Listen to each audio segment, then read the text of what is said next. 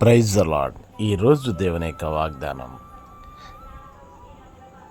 తాను మృతులకును సజీవులకును ప్రభు అయ్యుండుటకు ఇందు నిమిత్తమే కదా క్రీస్తు చనిపోయి మరల బ్రతికెను.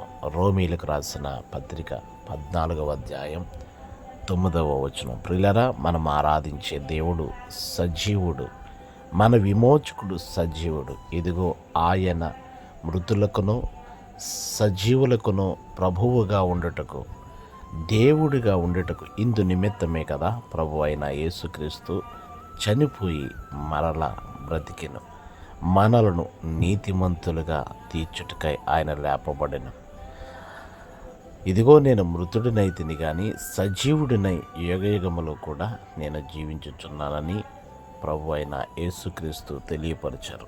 ఆయన పునరుద్ధానుడు, ఆయన సజీవుడు.